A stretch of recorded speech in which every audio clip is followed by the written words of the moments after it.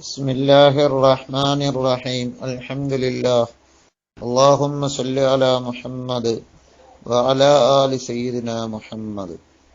ബഹുമാനികളെ, ഉറക്കുമായി ബന്ധപ്പെട്ട മര്യാദകളും ദിക്റുകളും ചിലതൊക്കെ നമ്മൾ പറഞ്ഞു.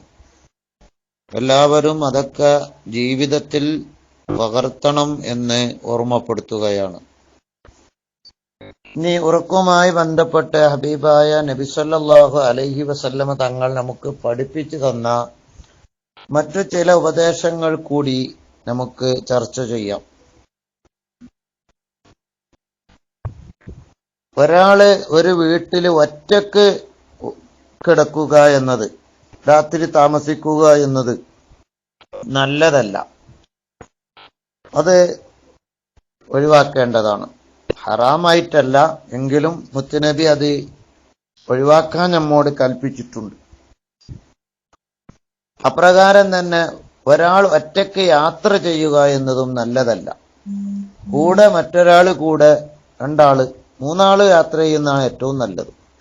ഒറ്റയ്ക്ക് യാത്ര ചെയ്യുന്ന വിധങ്ങൾ വിരോധിച്ചതായി കാണാം.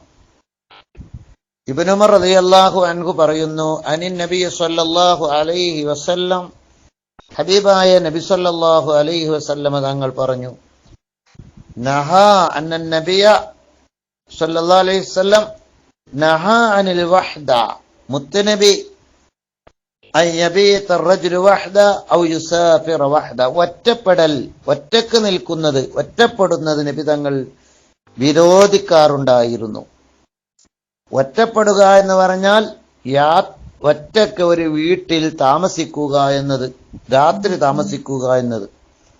ഒറ്റക്കൊരു വീട്ടിൽ താമസിക്കുമ്പോൾ എന്തെങ്കിലും പ്രയാസങ്ങളോ അപകടങ്ങളോ ബുദ്ധിമുട്ടുകളോ വന്നാൽ അവിടെ ശുശ്രൂഷിക്കാനോ ഒരിറ്റ് വെള്ളം തരാനോ അല്ലെങ്കിൽ ഒരു ഭയപ്പെടുത്തുന്ന വല്ലതും കണ്ടാൽ സമാധാനത്തിനോ ആരും ഉണ്ടാവുകയില്ല. അതുകൊണ്ട് തന്നെ ഒറ്റക്കൊരു വീട്ടിൽ താമസിക്കുക എന്നത് നബി സല്ലല്ലാഹു അലൈഹി വസല്ലമ തങ്ങൾ വിരോധിച്ചിരുന്നു. അപ്പോൾ ഒറ്റക്ക് വീട്ടിൽ താമസിക്കുന്നവർ അനുവദനീയമായ നിലക്കുള്ള കൂടെ ഒരാളെ കൂടി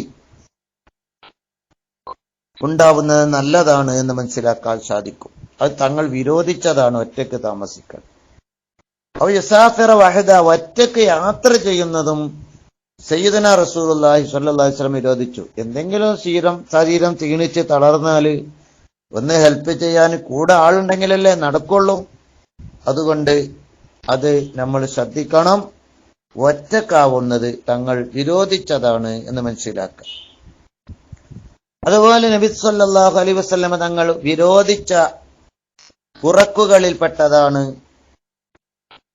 വാർപ്പിന്റെ മുകളിൽ, തട്ടിന്റെ മുകളിൽ അതിനെ തടയുന്ന തടസ്സങ്ങളൊന്നുമില്ലെങ്കിൽ, വീഴലിനെ തടയുന്ന തടസ്സങ്ങളൊന്നുമില്ലെങ്കിൽ, വാർപ്പിന്റെ മുകളിലോ തട്ടിന്റെ മുകളിലോ അതിങ്ങനെ ഉരുണ്ടിട്ട് താഴോട്ട് വീഴുന്നതിന് തടസ്സമായുള്ള കല്ലുകൾ ചുറ്റുഭാഗത്തും പടുത്തിട്ടില്ലെങ്കിൽ അങ്ങനെയുള്ള തട്ടിന് മുകളിൽ കിടക്കൽ പാടില്ല. നഹാ റസൂലുള്ളാഹി സ്വല്ലല്ലാഹു അലൈഹി വസല്ലം, ജാബിർ റളിയല്ലാഹു അൻഹു പറയാണ്, സ്വഹാബി, അള്ളാന്റെ റസൂല് വിരോധിച്ച യനാമ റജുലു, ഒരു മനുഷ്യൻ ഉറങ്ങൽ, അലാ സത്ഹിൻ, തട്ടിൻ പുറത്ത്, ലൈസ ബിമഹ്ജൂരിൻ അലൈഹി, ചുറ്റുമതിലില്ലാത്ത തട്ടിൻ പുറത്ത്, തടസ്സങ്ങളില്ലാത്ത തട്ടിൻ പുറത്ത് ഉറങ്ങൽ നബി തങ്ങൾ വിരോധിച്ചു. ചിലപ്പോൾ ഉരുണ്ടുകൊണ്ട് താഴോട്ട് വീഴാൻ സാധ്യതയുള്ളത് കൊണ്ടാണ് ഹബീബായ തങ്ങൾ അത് വിരോധിച്ചത്. അവിടുന്ന് പഠിപ്പിക്കാത്ത ഒരു കാര്യവും ഇല്ല. ഉറക്കിന്റെ മര്യാദകൾ ഒക്കെ അവിടുന്ന് അപകടപ്പെടുത്തുന്ന നിലക്ക് ഒറ്റക്ക് വീട്ടിൽ ഉറങ്ങുന്നതും തട്ടിൻ പുറത്ത് ഉറങ്ങുന്നതും വിരോധിച്ചിട്ടുണ്ട്.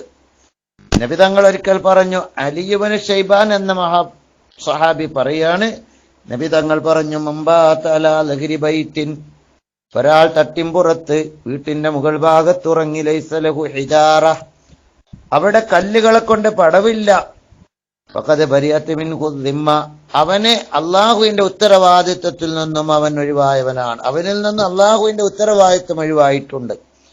അവൻക്ക് സംരക്ഷണം നഷ്ടപ്പെട്ടവനാണ്. അവൻക്ക് അപകടം വരുത്താൻ സാധ്യതയുണ്ട്. അള്ളാഹുവിന്റെ ദിമ്മത്ത്, സംരക്ഷണം അവനിൽ നിന്നും ഇല്ല. അവൻ അപകടപ്പെടുത്തിയവനാണ്. അപ്പോൾ അള്ളാഹുവിന്റെ കാവൽ ലഭിക്കണമെങ്കിൽ ശ്രദ്ധിക്കേണ്ട കാര്യങ്ങൾ നമ്മൾ ശ്രദ്ധിക്കണം. അല്ലെങ്കിൽ അള്ളാഹുവിന്റെ കാവൽ തന്നെ നഷ്ടപ്പെടും, അപകടം വരും എന്നാണ് നബി സല്ലല്ലാഹു അലൈഹി വസല്ലമ തങ്ങൾ പഠിപ്പിക്കുന്നത്. അപ്രകാരം ഉറങ്ങുമ്പോൾ വഴിയിൽ ഉറങ്ങുന്നത് നബി തങ്ങൾ വിരോധിച്ചിരുന്നു. വഴിയിൽ ഉറങ്ങുക എന്ന് പറഞ്ഞാൽ ഒരു യാത്രയിലൊക്കെ ആണെങ്കിൽ ആളുകൾ നടക്കുന്ന വഴിമധ്യത്തിൽ ഉറങ്ങരുത്, സൈഡിലേക്ക് മാറി ഉറങ്ങേണ്ടി വന്നാൽ യാത്രക്കാരൊക്കെ. ഹബീബായ തങ്ങൾ പറയുന്നു, അബൂ ഹുറൈറ റളിയല്ലാഹു അൻഹു പറയുകയാണ്, നബി തങ്ങൾ പറഞ്ഞു, ഇദാ സാഫർതും ഫിൽ ഖസ്ബി, സുഭിക്ഷമായ നല്ല പുല്ലുകളുള്ള സ്ഥലത്തിലൂടെ നിങ്ങൾ യാത്ര പോകുമ്പോൾ, നിങ്ങളുടെ കൂടെ മൃഗങ്ങളുണ്ടെങ്കിൽ, ഒട്ടകങ്ങളുണ്ടെങ്കിൽ, ഒട്ടകം പുറത്ത് കയറിപ്പോകുമ്പോൾ, ഫഅത്തുൽ ലിബല അല്ലഹാ മിനൽ അർദ്, സുഭിക്ഷമായ ഫലപുഷ്ടിയുള്ള പുല്ലുകളൊക്കെ കായ്ക്കനികളൊക്കെ ഉള്ള സ്ഥലത്തിലൂടെ നടക്കുകയാണെങ്കിൽ ഭൂമിയിൽ നിന്ന് ഒട്ടകത്തിന് കൊടുക്കേണ്ട വിഹിതം, മൃഗങ്ങൾക്ക് കൊടുക്കേണ്ട വിഹിതം നിങ്ങൾ കൊടുക്കണം.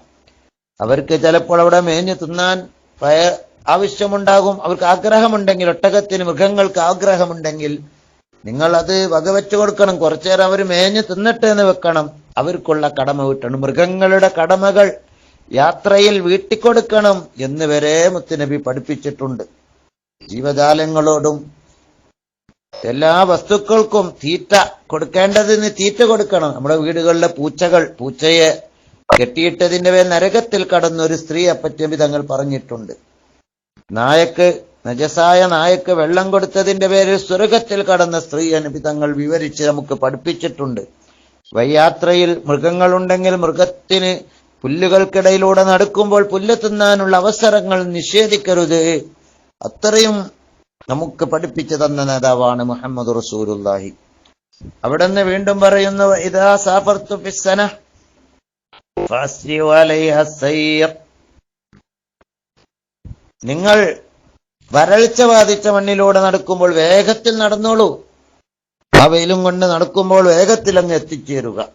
ഇദാറസ്തും ബില്ലൈൽ, രാത്രി നിങ്ങൾ ഒരു സ്ഥലത്ത് വിശ്രമിക്കാൻ ഇറങ്ങിയാൽ ഫജ്തനിബുത് ത്വരീഖ്, വഴി ഒഴിവാക്കി വിശ്രമിക്കണം. ഫഇന്നഹാ മഹ്വൽ ഹവാമി ബില്ലൈൽ, രാത്രിയിൽ വഴിയിലൂടെ ഇഴജീവികൾ സഞ്ചരിക്കും, വഴിയിലൂടെയായിരിക്കും സഞ്ചരിക്കുക.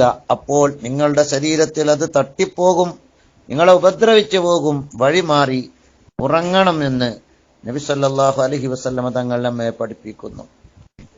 ഇനിയും ധാരാളം അവിടുന്ന് പഠിപ്പിച്ച ആശയങ്ങളുണ്ട്. ഇൻഷാ അല്ലാഹ് പിന്നീട് സംസാരിക്കാം. അസ്സലാമു അലൈക്കും വറഹ്മത്തുള്ളാഹി.